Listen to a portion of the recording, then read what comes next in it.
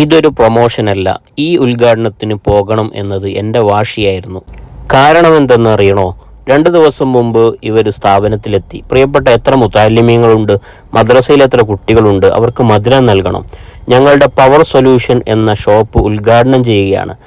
ഈശ്വരമംഗല പ്രദേശത്തെ ഏകദേശം മദ്രസകളിലേക്കും മധുരം വിതരണം നൽകി നല്ല നന്മയുടെ പ്രവർത്തനം കൊണ്ട് ആരംഭിക്കുന്ന ഒരു ഷോപ്പായതുകൊണ്ട് എൻ്റെ ഒരു നിർബന്ധം, ഇതിന് ഉദ്ഘാടനത്തിന് പോയേ പറ്റൂ.